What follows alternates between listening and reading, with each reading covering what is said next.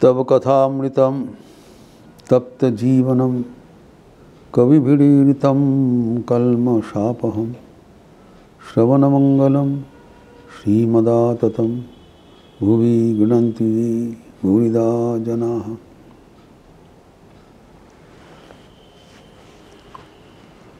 भगवान दत्तात्रेय का 24 गुरुओं का विस्तार हो रहा था। हम लोग देखें भगवान दत्तात्रेय हमें सिखाया, अपरेंटली बहुत आपात दृष्टि से बहुत ही साधारण कोई भी प्राणी हो, कोई भी व्यक्ति हो, उनसे हमें ऐसे शिक्षा मिलता है। अगर हमारे दृष्टि का गंभीरता हो, अंतर्दृष्टि हो, इफ यू हैव इंट्रोस्पेक्शन, तब साधारण के भीतर असाधारण सीख हमें मिलता है।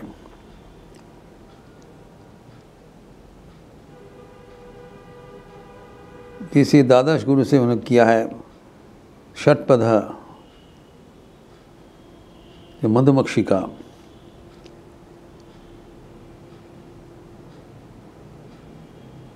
उन्हें सब पुष्प से आहरण करते हैं एवं मधुकर वृत्ति यापन करते हैं तथा हमें सिखाते हैं कि सिर्फ जो ईश्वर का विषय ही ग्रहणीय है, बाकी सब वर्जनीय है। और सिर्फ फूल का शहद ही पीते हैं और दूसरा कुछ नहीं पीते। रुचि का वैचित्र होना चाहिए, सब कुछ नहीं लेते हैं। संत है वो सिर्फ भगवान का बात ही उसकी मर्यादा देते हैं, बाकी कुछ उन लोग रिजेक्ट कर देते हैं।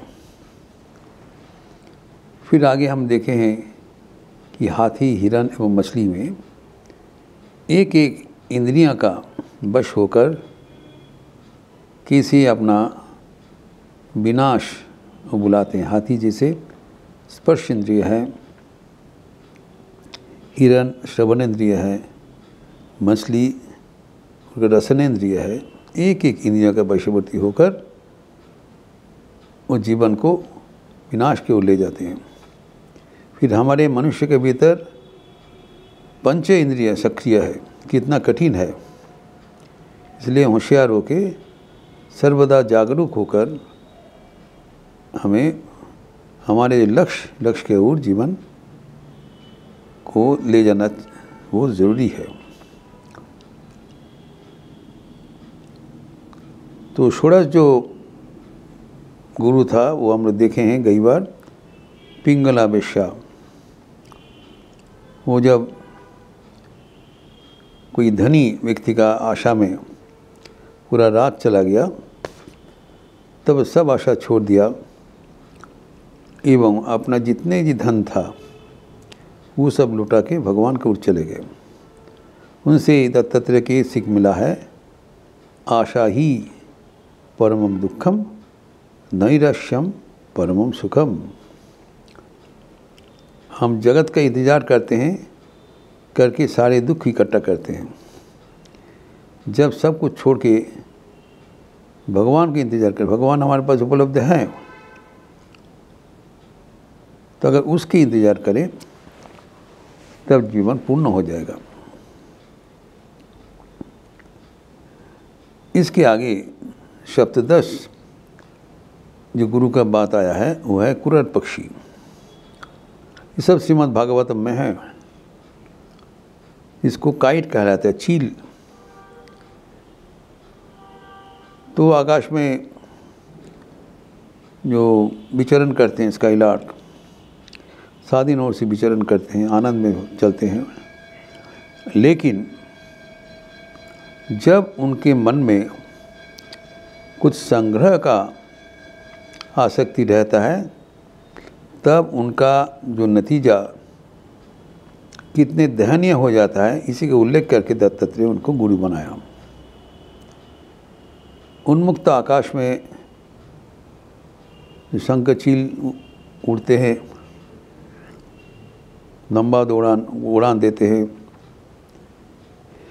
लेकिन दत्तात्रेय ने देखा एक दिन एक वैसी कुड़ार पक्षी एक टुकड़ा मांस को संधान मिला। इन लोग मांसाहारी है। संधान मिलके चोंच से उसको पकड़ लिया और उसको सोचा था अपने घोंसला में ले जाएंगे और आराम से बैठ के उनको मांस भक्षण करेंगे। बहुत आनंद हुआ। तो विषय के प्रति जब आसक्ति होता है, जब उससे आनंद पाने का हमारी इच्छा होता है, वो कितने खतरनाक है, यही सीख दत्तात्रेय जी ने उससे मिला था, कुड़ार पक्षी से। जब वो शांति से बहुत आनंद से विचरण कर रहा था, जब उसको मांस का टुकड़ा मिला और वो टोंच से उठा के अपने गौशाला को वो जा रहे थे जल्दी, उसी समय जो दूसरे कुड़ार पक्षी चारों ओर विचरणशील थे, जिसको नहीं मिला है, वो देखा जी ये तो बहुत अच्छा एक खाने का चीज़ मिल गया है, जा रहा है। तो ये उतना बलवान नहीं थे। उससे भी ज़्यादा बलवान कुड़ार पक्षी चारों ओर उड़ रहे थे। देखते ही उन लोग उसके ऊपर आक्रमण किया। देखिए उनका शांति, आनंद, स्वाधीनता सब कुछ जलांजलि हो गया, सिर्फ मांस का टुकड़ा के वजह से। और वो सोचा इनसे बहुत आनंद मिलेगा। अभी देखिए कितने उनका निरानंद का कारण बन गया। फिर जब ये चारों ओर से चोंच मारते हुए उनको पीछा किया एवं उसको जान हराम कर दिया, फिर उनके देखा देखी अनेक प्रकार के पंछी, कौवा इत्यादि उनका पीछा करने लगा। बहुत शोरगुल चिल्लाने लगा। उसका चिल्लाना शोरगुल सुन के और भी पक्षियाँ आ गई, उसको चारों ओर घेर लिया। तो वो तो देखा बड़ा मुश्किल हो गया। हम तो शांति में वो उड़ रहे थे और ये जो थोड़ा से मिला है, इससे हम आनंद सहकार भक्षण करेंगे, इसलिए हम इसको पकड़ के चुपचाप हमारे घर में जा रहे थे, घोंसला में जा रहे थे। इसके बीच में दूसरे जो कुड़ार पक्षियाँ हैं, वो यही पक्षी टुकड़ा के पीछे, सब आई भी उनका पीछे नहीं, मांस का टुकड़ा के पीछे वो लेने के लिए उनको चोंच मार रहे थे। तो जब ऐसी करके उनको चारों ओर आक्रमण किया, तो जान बचाने के लिए वो पहले जितना हो सके भागने लगा ज़ोर से। लेकिन वो जितने ज़ोर से भागने लगा, उसके पीछे जो पीछा करे तो और भी ज़ोर से उसको भागने लगा। तो दाहिना बायां उत्तर दक्षिण जहाँ भी अब जाए, वो सब का करके, जो कौवा चिल्लाते हुए, एक पक्षी चिल्लाते हुए, चारों ओर घेरते हुए एक बड़ा आफत बना दिया। तब वो देखा जी इनसे भाग के बचने का कोई संभावना नहीं है। तो आत्मरक्षा करने के लिए उनके पास खाली एक ही रास्ता था कि वो जो मांस का टुकड़ा अगर हमसे चला जाए तो ठीक है, लेकिन वो मांस का टुकड़ा वो फेंकने के लिए तैयार नहीं था। यही है मुश्किल। अगर वो छोड़ दे तब और उनका शांति मिल जाएगा। वो जानते हैं मांस के टुकड़े का पीछे ही बाकी सब कुड़ार पक्षी पीछा का धावा कर रहा है। इसमें जो भागदौड़ में अचानक उनके चोंच से वो मांस का टुकड़ा गिर गया। जैसे गिरा तो सब जो बाकी कुड़ार पक्षी, जो उससे बलवान जो कुड़ार पक्षी थे और भी कौवा थे, जो जितने पंछियाँ उनको पीछे कर रहे थे, सब उनको छोड़ के मांस का टुकड़ा के पीछे दौड़ा। उनका मुँह से गिर गया। पहले जब गिर गया उनका मन में बहुत दुख हुआ था कि जो हम इतना जतन करके ले रहे थे, इन लोग इसका वो गोलमाल में वो गिर गया। लेकिन जैसे गिरा तो वो उसको जब जब चला गया, उसके पीछे चला गया, तब वो पेड़ के ऊपर में चुपचाप बैठे। चैन का सांस लिया और तब सोचा कि कितना शांति एवं स्थिरता है। हम पहले अकेले थे, लेकिन आनंद पाने के लिए वो मांस का टुकड़ा के साथ हम युक्त होकर उसको लेकर भागने के लिए प्रयास किया और इसी से हमारा इतना विपत्तियाँ हुई। अभी संयोगवश वो टुकड़ा हमारा चोंच से निकल गया। निकलते ही बाकी सब कुरार पक्षियाँ एवं जितना कुआ था सब उनको छोड़ के मांस का टुकड़े के पीछे चले गए और वो शांति में अभी आनंद विचरण कर रहा था। बैठ गए विश्राम के और तब उनको पता चला कि जीवन में शांति और आनंद मिलने के लिए अपरिग्रह का कितना प्रयोजनीय होता है। वो परिग्रह किया इसलिए उतना इतना अशांति हुआ। जब वो छोड़ दिया उसको, नहीं तो उससे मुख से निकल गया, गिर गया, उससे उसको शांति मिला।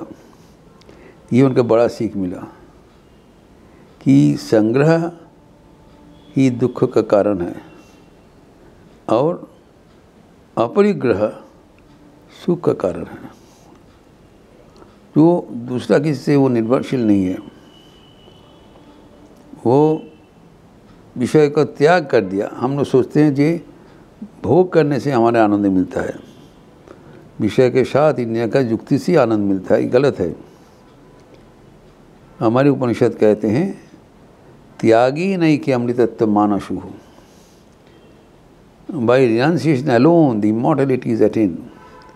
यहाँ पर एक बात बताया, त्यागी न एकीन बाई रिनाउंसिएशन एलोन। हम सोचते हैं थोड़ा बहुत त्याग भी हो जाए, थोड़ा बहुत भोग भी हो जाए, तब आनंद का मिष्टन मिलेगा। कभी नहीं। हमारे मानसिकता को बदलना बहुत ज़रूरी है, जो कि दत्तात्रेय जी ने कुरार पक्षी से सीखा। जब तक वो कुरार पक्षी का साथ चोंच से वो मांस टुकड़ा नहीं गिरा, तब तक उनका परेशानी का कोई अंत नहीं रहा। वो झेलते ही रहे। जैसे कि वो निकल गया, तब सारे जो झमेला उनको छोड़ के मांस का टुकड़ा के पीछे गया। अर्थात हम जब कुछ विषय, संपत्ति, धन दौलत आदि, इवन हमारा नाम यश जो कुछ हो, शारीरिक एवं मानसिक रूप से हमें समृद्ध करने के लिए, खुश करने के लिए हम इकट्ठा करते हैं। लेकिन अगर हम अपने आप वो जो संग्रह छोड़ दें, तब हमारे शांति मिलना अनिवार्य है। इतना ही सहज है। इसलिए कहा गया है त्याग में ही हमारा आनंद निहित है, अमृत निहित है, हमारा जीवन का सफलता निहित है। यह अद्भुत शिक्षा जो कुरार पक्षी से दत्तात्रेय जी को मिला था कि जैसे देखा तब उनका शांति का स्रोत मिलने के लिए हो गया। ये जो कुरार पक्षी का जो उदाहरण, दृष्टांत भगवान श्री राम कृष्ण अनेक बार श्री वचनामृत में उल्लेख किया है।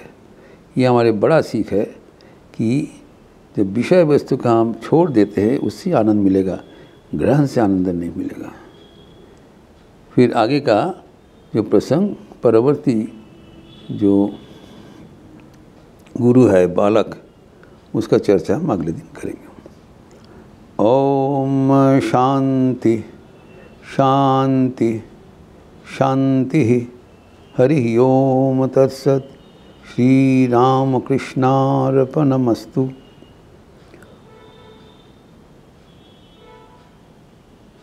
आप लोग ये जो 24 गुरु का तत्व में एक अद्भुत का चर्चा हो रहा था, इससे आप लोग आनंद उठाते हैं। ये हमारे जीवन के लिए एक चरम पथ प्रदर्शक है। इसका चर्चा हम और विस्तार करेंगे। आप लोग अच्छे रहिए, स्वस्थ रहिए, आनंद में रहिए। नमस्कार।